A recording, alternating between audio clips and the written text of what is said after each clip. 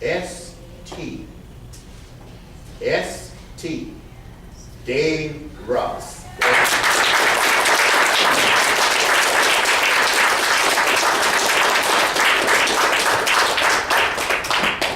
This is a work in progress.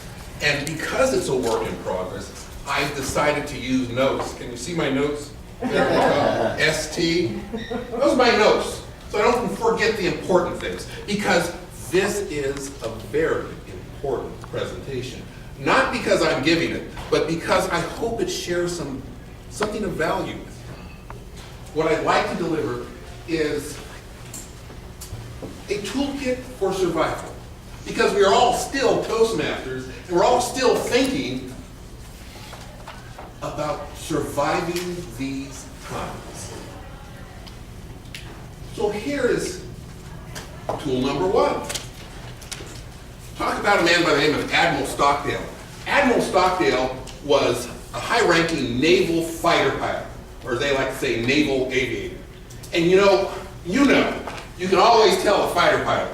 You just can't tell them much. They've got huge heads, great egos, because what they do is incredibly difficult, incredibly complex, and very dangerous. But yet, they do it with style and grace. That was until a missile hit Admiral Stockdale's aircraft, and he became a prisoner of war in Vietnam for 7 years. 7 long years. He endured torture, deprivation, suffering. But yet, he kept communication with his fellow prisoners by tapping. The tap code allowed prisoners to communicate with each other, and they knew what was going on constantly. Who was getting tortured? Who's sick?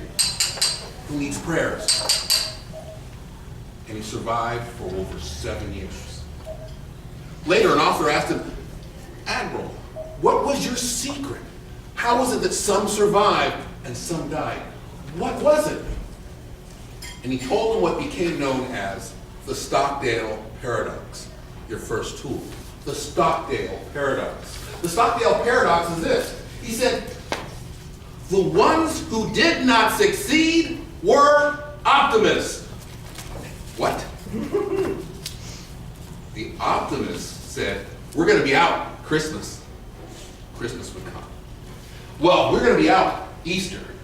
Easter would come, and they're still in bondage. Well, we're going to be out next month. And with disappointment after disappointment, another one has died. They died. When tough times come, and I'm not talking about those singular tough times, I mean a long series of tough times. You can't keep on saying it's going to get better tomorrow because things are out of your control. So the Stockdale paradox says, number one, accept reality and the situation as it is. Understand what is out of your control and accept it. Now here's where the paradox comes to. Well, Admiral, who survived? Those of us who knew that we were going to survive. Wait, you just said optimists died. The optimists that didn't accept reality died. But those of us who knew, no matter what, no matter how long, no matter when it happened, we would survive. Telling them, God bless you. Hang in there. Another day. Another moment. Sometimes they would go minute by minute. I'll take this next minute. I'll take the next minute. I will survive. I will make it. The Stockdale paradox. But I have another part of this toolkit for you. The survival toolkit is the parable of the stonecutter. The stonecutter, cutting away at the stone at the base of this huge mountain, cutting away, digging out the rocks, cutting out in the quarry. The sun was beating upon this one stonecutter. The heat, the sweat, the strain, it was more than he thought he could bear. And then suddenly, a vision appeared to him. And the vision said, I will grant you your wish. What is it that you wish, Stonecutter? The Stonecutter said, as he looked at the sun, he said, I wish to be the sun, for that is the most powerful thing. It is granted. And suddenly the Stonecutter was the sun. And he shone over the land, and he rained down heat and sun. He dried and parched everything, because he was the most powerful thing. And he used his power. But there was something in his way. He couldn't burn the ground anymore because a cloud had come before him. And he was frustrated again. And the vision appeared. What is it, son? What is it that you wish? I wish to be a cloud, for the cloud is more powerful than me. That must be the most powerful thing. And so he became the cloud. And not just any cloud, but a huge, billowing cloud, full of rain, full of power, and with thunder, with lightning. He rained and rained and rained and flooded those once parched lands, made streams into raging rivers. Because he was a cloud, he could rain. And as the cloud moved across the ground, dropping his rain everywhere, he suddenly ran into something. It was a mountain. I thought that was the most powerful thing, but this mountain is in my way. Vision, vision, come to me. What is it, cloud? I wish to be the mountain now. That is more powerful than the cloud. Your wish is granted. And he became that mountain. And he looked out over all of the land and realized that he was the highest point there was, that he was supreme, that he could stand there serenely, knowing that he was all powerful. What's happening? The stonecutters were more powerful than the mountain. Toolkit number 2. Stonecutters are all of us. Where we are, we have greatness we don't even realize. Even in hard times, even in difficult times, even when the sun is beating you down, you have power. You merely have to realize it. It may not come in a flash, but just chipping away, it can come. Your final instruction for your survival kit today. Survival today. This is another parable. It is the parable of the 2 sheep thieves. For they lived in a time and lived in a community where sheep were as valuable as anything. You could eat sheep, you could make clothes out of the wool. So the sheep were the center of life, the basis of the economy for this very rigid community. And they decided to steal those sheep to gain power and profit. Well, they stole the sheep and they were discovered. And because sheep were so important to their society, they shackled them. They held them up. And then they got a branding iron and burned right into their forehead so that everyone could see that they were sheep thieves. Sheep thieves. Every time they looked in the mirror, sheep thieves. Every time you saw them, sheep thieves. Constantly being reminded of their transgressions. First, sheep thieves was so ashamed, so embarrassed, so lost in his own guilt that he wasted away, became lost, and no one knows what became of him. But the second sheep thief was so embarrassed so ashamed, so full of guilt, that he decided to do something remarkable. Forgive himself. And he took every opportunity to help, every opportunity to give, every opportunity to serve that community. This man lived a long life. He lived long enough to see the economy of that community change from sheep to other things.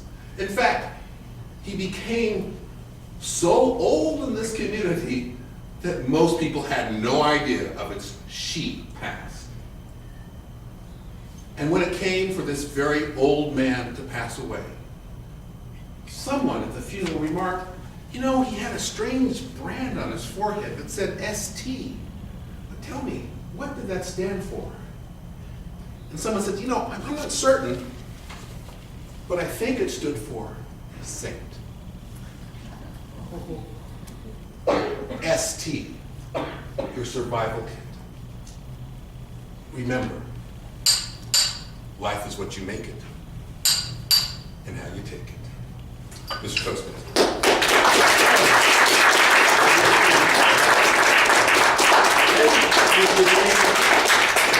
One of the things Dave is going to do now is talk to you about what goes through the mind of a speaker. How does he put a speech together? What is he thinking in terms of what it entails to do that? And I don't want to steal any of his thunder, but I just wanted to let you know what he was doing. And so with that, I'm letting you have again. Thank you. Great friends, long friends. I want to start this off by saying there are at least one individual in this audience. Your good friends know your secrets. Your best friends can blackmail you. A couple of folks here can blackmail. So it's good to see you, and you know who you are. But preparing for the international speech contest, I mean, just the concept of preparing for that level of competition, it requires friends like those who could blackmail, giving you suggestions on how to put your speech. Some of you probably don't even remember the good words you shared with me that I filed away in my memory. But the other thing is thinking about judging. The presentation I just gave you is, as I said, it's a work in progress. It is. And were I planning to compete, which I don't do anymore, but were I planning to compete, I would, of course, poll the audience. How did it affect you? What was it you really liked? What was it that you didn't like? Was there something that you missed, that you really grasped? What was the most powerful moment, the most humorous moment? So I get that feedback. Then I might go to my inner circle, a coach or coaches, and come back with them and review the feedback and their impression of the speech. Now there are three types of feedback you receive when you give a speech in a competition. The first one is, gee, that was so good, I don't know anything I could add. Which is nice because it means that you've reached a certain level. But you don't want too many of those because that's not true. The second one is the comment that is really helpful. You know, you move around too much. They say, I think you need to give names to people so people can identify them. Or something that's of a specific nature that you can identify and that you can use. The third comment is what some of us call the comment from Mars. Like, it would have been nice if you wore a green suit instead of that, which may not have any relevance to your way of thinking of how the speech goes. But notice what I said and all that in the typical preparation for a contest speech. Never did I say, take out the judge's forum and evaluate how the judge will judge you, which perhaps is really the best way to do it. Because typically that's what we do. We may get a couple of people together and say, okay, let's work on my speech. It's just like training for any competition, whether it's an athletic event or chess or whatever. You work at it, you get at it, you go again and again. My concern is that we, competitive speakers, spend too little time thinking about the judge's evaluation form. I've run an experiment for the past couple years where when I was not a judge, I listen to the competitors and I just write a number from 1 to 10. 1 is, not a very strong speech at all. 10 is an excellent speech. And I hear the speech and then I just get my own reflection where the number is. What I find very interesting is that my correlation to the winners is probably about 70%. 70%. That means there's a 30% that I'm missing somehow. And not saying that the judging is wrong necessarily, but what I am saying is that I'm not focusing on the category that our role as judges look at. Because we break it down into different parts, and each part is weighted differently. You may hear a speech that really moves you in some way, but it misses in certain areas. Anybody here ever see a recording of or live performance by Les Brown? Now what does he do when he speaks a lot of time? Walks back and forth, doesn't he? He paces. We Toastmasters would nail him for that. But he's made a whole bunch of money. And there I was, many pounds, grand and boy. He's going back and forth. So there are things that we as Toastmasters and we as judges look at a little bit differently. The 1992 speaker, world champion of public speaking, who came in second in 1991, has horrible eye contact. Horrible eye contact. He does not move around the stage, but yet he's a world champion. Now, he's blind, but the point I'm trying to make is that success in speaking doesn't always follow a simple pattern. What works for audiences and judges, I think, is creativity and something unique. We have to always think, as a speaker, here's the term I'm using, extraneous to the container. Notice I didn't say out of the box, because everybody says out of the box. But we also don't want to say, we must cogitate in a extraterrestrial manner, because that is too far out of the box. Finding that balance. Now, when we're judges, how many here think they're influenced by how the audience reacts to a speech? Okay? Well, the rest of you are fibbing. Because whether you intend it or not, if everybody's laughing, it gets contagious. If everybody's smiling, it gets contagious. And then you realize what they're laughing at or smiling at. So it behooves a competitor to understand that I'm affecting the audience. I'm touching the audience, because that will affect the judges. One final thing is that, at least I can only speak for me, especially at the finals on the international stage, that's scary stuff. It is really scary stuff. If you happen to get a recording of the 1991 competition, you may notice my first words sound a little strained, a little different, because I get up there, there's big old jumbotrons on the side, a huge stage, all those people in the audience, all the flags of all the nations, and you step out there, and my mouth went completely dry. It was so dry that my upper lip stuck to my upper lip, and it's hard to get the first words out. True story. So there's an amazing amount of stress, an amazing amount. And what's really wonderful and marvelous about Toastmasters is that the competitors get up there and you watch them. Does any one of them look really overcome by nervousness? Not one of them. Not one of them. Some speeches may be stronger than others, but all of them seem they're quite on a level playing. But I guarantee you, inside they're going, oh my goodness. Okay, yeah, I see my time is running short. I guess we have time for a couple questions, if there are any.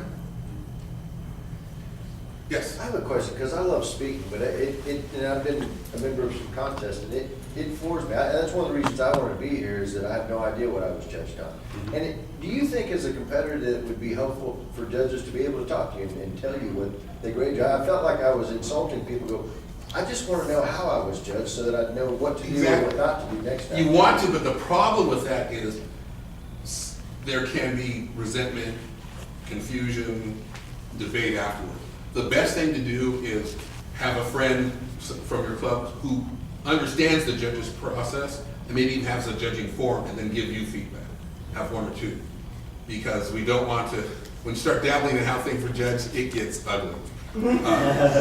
And I'm going to say this frankly, I have actually been in districts where the judging was, I don't want to say corrupt, but it's inappropriate. I'll just say inappropriate. I think you just said corrupt. I did say that. But notice I did not, I said I didn't want to say it, so I covered it. So, and when that happens, you don't produce the best quality competitors from the particular district. Yeah, I agree with Pardon me? that. I agree with that.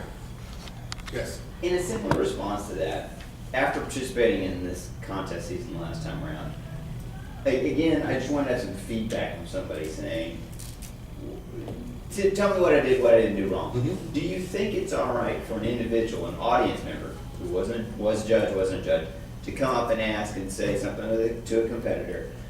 Something to the effect, would you appreciate, what did you think about it? Would you want to have some feedback? Oh, yes. You think I that's highly right? recommend that. Here's another thing I recommend as a competitor, is that you have people in the audience beforehand, just set up, just give me feedback. How did it go? What do you think? And give you, and it really helps you gather a perspective. 1990, back before they had the semifinals, I lost to David Brooks in the region, and he went on to win international. Of course, I didn't lose to him, I came in third. But anyway, he went on to win international. And when I talked to people who were there at the region and there at international, they pointed out some things to me that I borrowed as far as concept. I didn't wear the cowboy boots and the jeans, but I borrowed some of the concepts that he used. And as good Toastmasters, we are out of time. Maurice.